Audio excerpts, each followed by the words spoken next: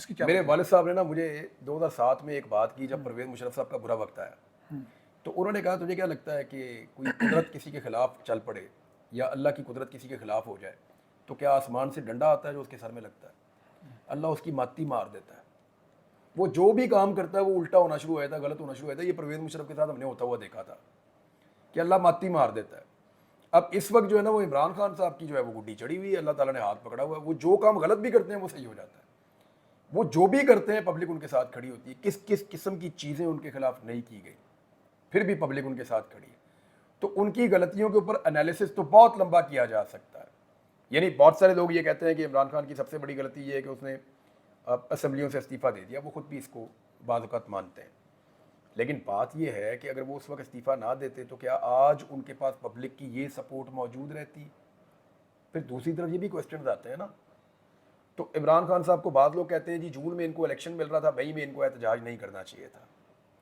لیکن عمران خان کے پاس کوئی گارنٹی تو نہیں تھی کہ اس کو الیکشن مل جائے گا، پھر ملا بھی نہیں بعد میں، آپ نے یہ بھی دیکھ لیا. تو غلطیاں ہر پولیٹیکل آدمی کرتا ہے، غلطی تسلیم کرنا ایک بڑی بات ہے. اور عمران خان نے کئی دفعہ کہا کہ یہ غلطی میرے سے ہوئی اور اس نے تسلیم بھی کی، تو اٹس گڈ. عمران خان لگ رہا ہے کہ آپ کو عنقریب باہر آ رہے ہیں؟ ڈپینڈ کرتا ہے، دیکھیں جی سچویشن پہ، پاکستان کے اندر اور بیرونی جو حالات ہیں ان کی سب کو آپ اکٹھا کر کے دیکھیں گے، پھر آپ اس کو اینالائز کریں گے. اور یہاں تو سچویشن ایک دن میں یا چند گھنٹوں میں بدل جاتی ہے. کیا وجہ ہے کہ پی ٹی آئی والوں کو زیادہ توقع یہ لگ رہی ہے کہ شاید امریکن الیکشن جو ہیں عمران خان کی رہائی کا فیصلہ کن موڑ ثابت ہو سکتے ہیں؟ دیکھیں کیونکہ جو بائیڈن انتظامیہ ہے اس نے عمران خان کو بڑا بروٹلی ڈیل کیا، اور رابطہ وابطہ بھی کوئی نہیں کیا، بات چیت بھی کوئی نہیں. وہ عمران خان صاحب کا اپنا ایک موقف تھا افغانستان کو لے کر، تو اس پہ جو امریکہ میں اوپینین بنی وہ عمران خان صاحب کے خلاف بنی. جو بائیڈن کو لگا کہ عمران خان اینٹی امریکہ یا اینٹی ان کی اپنی جو گورنمنٹ ہے اس کے خلاف ہے، تو بائیڈن انتظامیہ نے عمران خان کے لیے کسی قسم کی آواز نہیں اٹھائی جو کچھ عمران خان کے ساتھ ہوا. تو انہیں لگتا ہے کہ شاید جو اگر انتظامیہ تبدیل ہو جائے تو حالات بدل جائیں، ان کو یہ لگتا ہے شاید. لیکن میری ذاتی رائے میں امریکہ کوئی نہیں ہوتا جو پاکستان کے انٹرنل معاملات کے اندر مداخلت کرے. پاکستان کے معاملات پاکستانیوں کو حل کرنے چاہیے، یہ جو پاکستانی کورٹس جو ہیں وہ ڈیسائیڈ کریں. نیا آپریشن ہونے جا رہا ہے جس پر P T I J you کھل کر اس کا اظہار کر رہے ہیں، اور اے این پی نے جماعت دیکھیں 4 بڑی جماعتیں ہیں خیبر پختونخوا کی. سب سے بڑی پی ٹی آئی، اس کے بعد دوسرے نمبر پہ جماعت جو ہے وہ فضل الرحمان صاحب کی پارٹی ہے، تیسری جماعت اے این پی ہے، چوتھی جماعت جماعت اسلامی ہے. چاروں نے مخالفت کر دی. اب اگر خیبر پختونخوا میں یہ آپریشن ہونا ہے تو آپ کو عوامی حمایت چاہیے ہوگی، اور 4 بڑی عوامی سیاسی جماعتیں اگر اس کی مخالفت کر رہی ہیں تو کیا وفاق اپنے طور پہ وہاں پہ آپریشن کر سکتا ہے؟ اچھا علی امین گنڈا پور نے کہا کہ آپریشن کی تو بات ہی نہیں ہوئی، ابھی تو اس میں کلیئرٹی نہیں ہے. ذرا کلیئرٹی آنے دیں، چیزیں سامنے آئیں پھر پتہ چلے گا. کیا آپ سمجھتے ہیں واقعی چین نے یہ ڈیمانڈ کی ہے کہ اس طرح آپ آپریشن کریں، اس طرح اناؤنسمنٹ کریں؟ نہیں، چین یہ کو ڈیمانڈ کرے گا پاکستان میں آپریشن شروع تاثر دیا جا رہا ہے. دیکھیں چین کی جو ڈیمانڈ ہے وہ بڑی کلیئر ہے. وہ 2 چیزیں مانگتے ہیں، اور وہ چین نہیں مانگتا، ورلڈ بینک بھی مانگتا ہے، آئی ایم ایف بھی مانگتا ہے، ساری دنیا مانگتی ہے. نمبر 1، پاکستان میں سیکیورٹی ایشوز حل ہونے چاہیے. جو غیر ملکی سرمایہ کار آئے یا جو پاکستان کے اندر لوگ ہیں، سیکیورٹی کے ایشوز حل ہونے چاہیے، دہشت گردی ختم ہونی چاہیے تاکہ سرمایہ کاری پاکستان میں آئے، لوگ پاکستان چھوڑ کر نہ جائیں. نمبر 2، استحکام ہونا چاہیے. دیکھیں دوسری چیز جو ہے، آپ نے دیکھا نا اس کا نام کیا آپریشن کا، عزم استحکام. تو استحکام کی ایک خواہش ہے جو پچھلے 2.25 سال سے پوری نہیں ہو رہی کہ ملک میں استحکام آنا چاہیے. لیکن وہ اس لیے نہیں آ رہا کیونکہ سیاسی نقطہ نظر سے لوگ ابھی قائل نہیں ہو رہے. ایک تو سیاسی عدم استحکام ہے، پھر اس کی وجہ سے معاشی عدم استحکام ہے، پھر معاشرے کے اندر جو ہے وہ ایک بے چینی ہے، وہ بے چینی ختم ہی نہیں ہو رہی. تو 2.25 سال سے ایک بے چینی کی کیفیت ہے، ایک عجیب سٹینڈ آف قسم کی پوزیشن ہے پاکستانی قوم کی. ان کو ریلیکس کرنے کی ضرورت ہے. مسلز بہت سٹف ہو گئے ہیں، بہت زیادہ جو ہے وہ یعنی اتنی دیر تک آپ یوں سٹینڈ آف رکھیں گے پوری قوم کو، اور ایسے یہ سچویشن رہے گی آمنے سامنے. ریاست اور ریاست کے لوگ جو ہیں وہ مختلف سوچ کے ساتھ زیادہ آگے نہیں بڑھ پائیں گے. آپ کو اگر استحکام لے کر آنا ہے تو سب سے بہتر طریقہ عوامی مینڈیٹ کا احترام ہے، اسی سے استحکام آتا ہے. سیکنڈ لاسٹ کوشچن، عالیہ حمزہ، صنم جاوید اور ڈاکٹر یاسمین راشد، آپ نے اپنی گفتگو میں کہا کہ خواتین پر ایف آئی آر کرنے کے روادار نہیں. کیا وجہ ہے کہ ایک چیف منسٹر جو وہ خاتون ہے اس کے باوجود بار بار مختلف کیسز میں الجھایا جا رہا ہے، وہ گرفتار؟ ڈرے ہوئے ہیں بہت. ایک نے تو میاں نواز شریف کو شکست دی ہے، باقیوں نے، ایک نے حمزہ شہباز کو ہرایا ہوا ہے، तीसरी ने वैसे ही जीना आराम किया हुआ है सनम जावेद ने, वो ये बहुत टफ खवातीन है और इनसे वो खौफजदा है, ये बाहर आएंगी तो ये मोमेंटम गेन कर सकती हैं। यानी आप ये देखें ना, अब ये खवातीन बाहर आती हैं, जिस दिन छूटती हैं उस दिन इनको कैसे रिसीव करेगी पाकिस्तान तहरीक इंसाफ का क्राउड। फिर अगर ये अनाउंस करती है कि हम फलां जगह पे आ रहे हैं तो फिर क्या होगा?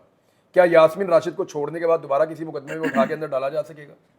ये वो बड़े बड़े सवालात हैं जिनके जवाब इनके पास नहीं है। आप कितनी देर तक देंगे? आपको इस्तेहकाम चाहिए तो आपको पॉलिटिकल वर्कर्स को फ्री हैंड देना पड़ेगा। आप उन्हें कहें जी आप जलसा जुलूस करना चाहते हैं, फलां पार्क आपके लिए हाजिर है, आप मीनार पाकिस्तान में कर लें, आप नासिर बाग में कर लें, आप यहाँ कर लें, वहाँ कर लें, आप सड़कें बंद ना करें। आप जो हैं वो एक सर्टन एरिया के अंदर रह के वो कंडीशंस के साथ आप अपना एहतजाज कर लें, अपनी बातचीत कर लें, तो उनको वो भी अलाउ नहीं किया जा रहा। लेकिन ये करना पड़ेगा अगर आपको इस्तेहकाम लेकर आना है सियासी और माशी तौर पे, तो आपको अपने मुखालिफिन को उनका डेमोक्रेटिक राइट देना पड़ेगा। आखिरी सवाल, एक दौर था इमरान खान हुकूमत में होते थे, हर रोज़ सब्जियों के रेट फलां नर्ख फलां इतने हाई हो गए। इन 2 सालों में हमने देखा कि 300 गुना कीमतें बढ़ी हैं, लेकिन शुबह सहाफ़त से मुंसलिक अफराद, वो अफराद जो रोज़ाना हमें रेट्स बताते थे, ऐसे चुप हुए कि खामोशी सत्ता तारी। इसकी क्या अच्छा, वजह? मैं पहले आपको ये बता दूं कि मेरा कोई इकोनॉमी से या इन चीज़ों के साथ ज़्यादा ताल्लुक़ नहीं है। मैं कभी कभी रेट इसलिए बताता हूँ कि मेरे बहुत सारे दोस्त जो बताते थे वो बताना बंद हो गए। मैं उम्मीद करता हूँ कि जब पाकिस्तान तहरीक इंसाफ की हुकूमत वापस आएगी तो ये लोग माइक लेके वापस आम आदमी के मुंह में तुन देंगे और उससे कहेंगे हाँ 10 भी हुण मज़ा आया, कितने रुपए का आटा, कितने रुपए का घी है, कितने रुपए की चीनी है, कितने रुपए का तेल है, कितने रुपए का डॉलर है, ये तब पूछेंगे। अभी मुझे हैरत होती है कि ये लोग क्यों नहीं ये बात कर रहे। अच्छा, वो लोग तो नहीं कर रहे, आप लोग भी इतनी ज़्यादा नहीं कर रहे। मेरे ख्याल में इस पर अगर वो मेन स्ट्रीम मीडिया इस पर काम नहीं कर रहा तो सोशल मीडिया को लोगों से जाकर पूछना चाहिए कि जनाब ये जो तब्दीली पाकिस्तान में गुज़िश्ता 2.25 साल में आई है, इस पर आपकी जेब पर और आपके घर पे क्या असर पड़ा। आम आदमी की आवाज़ सुनाई जानी चाहिए। मैं तो अब पब्लिक में जाऊंगा, जाके ये काम करूंगा तो एक तो वहाँ अलग से रश लग जाता है, क्योंकि मुझे इतना विक्टिम बनाया है कि लोग मुझे मिलने आ जाते हैं, वो अजीब किस्म की सूरत हाल हो जाती है। तो मैं तो आउटडोर अब कर नहीं सकता। दूसरा ये है कि अगर मैं लोगों से ये सवालात करूंगा तो कल को मेरे पर एक पर्चा भी और हो जाएगा दहशतगर्दी का कि लोगों को उकसा के तो ये करवा दिया तो वो करवा दिया, तो इनका पता भी कोई नहीं है। मेरे ख्याल में जो पाकिस्तान में जितने भी लोग सोशल मीडिया पे इस वक्त काम कर रहे हैं, आपके तवज्जुह से मेरी उनसे गुजारिश है कि वो निकले ज़रा पब्लिक में और जाके जो एक्चुअल इशूज़ हैं, हम ये तो पूछते हैं कि पॉलिटिकल पार्टी कौन सी, एहतजाज होना चाहिए, इस बंदे के बारे में, इस चीज़ के बारे में आपकी क्या राय। मेरे ख्याल में ये ज़रूर पूछा जाना चाहिए कि जैसे याद है आपको शाहिद अफरीदी पहले बहुत ज़्यादा महंगाई पे बात करते थे, अब नहीं करते। पहले बहुत ज़्यादा गवर्नेंस पे बात करते थे, अब नहीं करते। आजकल बहुत आपने निशाने पे रखा हुआ शायद को। भाई वो मैंने निशाने पे नहीं रखा हुआ यार, लेकिन वो उन्होंने बहुत ज़ाती नौयत की बड़ी अजीब बात की है। मैं तो सिर्फ फैक्चुअल बात कर रहा हूँ, फैक्ट के ऊपर बात कर रहा हूँ। मुझे वकला ने कहा कि इस पर केस करें आप, इसने बहुत ज़ाती नौयत का हमला किया, आप इस पर केस करें। मुझे वकला ने कहा, लेकिन मैंने कहा यार मैंने केस इस पर नहीं करना। हीरो है यार कौम का, मैं उसको हीरो के तौर पर देखना चाहता हूँ, एक विलन के तौर पे नहीं देखना चाहता। लेकिन वो बज़िद हैं कि मुझे विलन बनाओ। ऐसे लोग हर थोड़े दिन बाद लॉन्च होते हैं, कभी कोई लॉन्च हो जाता है, कभी कोई लॉन्च हो जाता है, कभी किसी को, आज भी वो आपने जो भी सुप्रीम बेचारा कोर्ट के लॉन्च हो बाहर जाता है। भारी गुफ्तगू की उनके खिलाफ। किसने? आज भी सुप्रीम कोर्ट के बाहर आपने सही जगह था ना। नहीं, लोगों को शायद पुराना लॉन्च हिसाब- किया जाता है शायद इमरान खान के खिलाफ। इस वक्त देखें इमरान खान की मशीन चल रही है इज्जत वाली, अल्लाह ताला ने चलाई हुई है। ये चलती मशीन से हाथ ना दे तो चंगे रहोगे सारे। आपको कब मेन स्ट्रीम मीडिया पे देखना है? यार मेरी ख्वाहिश है मुझे कल ही काम मिल जाए, मैं करना शुरू हो जाऊँ। रुकावट कौन? लेकिन मेन स्ट्रीम मीडिया कहता है जी एनओसी नहीं है हमारे पास। अब वो मैं उन्हें कहता हूँ जी मैं तो आपको एनओसी नहीं दे सकता। तो वो कह रहे हैं जी आपका एनओसी हो तो हम आपको आज ही ऑन एयर करें। यार ऑन एयर जाना तो ये, मैं तो इसके लिए भी परेशान हो गया हूँ कि मुझे तो टीवी चैनल वाले किसी प्रोग्राम में बुला के भी कोई बात नहीं पूछते। As a guest? हाँ, एज ए गेस्ट भी नहीं बुलाते मुझे। आप अंदाज़ा करें कि एज ए गेस्ट भी नहीं बुलाते मुझे। प्रोग्राम में बुलाना, प्रोग्राम करवाना तो अलग बात है। हाँ, कई लोग ये कहते हैं कि जी आपको अगर किसी चीज़ की ज़रूरत है तो हम हाजिर हैं, लेकिन जब आप चैनल ज्वाइन करेंगे तो आप हमारा चैनल ज्वाइन करेंगे, वो ये कहते हैं। तो मैंने कहा जी मुझे किसी चीज़ की ज़रूरत नहीं है, तो मैंने प्रोग्राम करवाओ। तो अभी तक कोई हामी नहीं भर सका। देखते हैं कौन हिम्मत करता है। बहुत शुक्रिया। थैंक यू भाई, आपने बहुत शुक्रिया।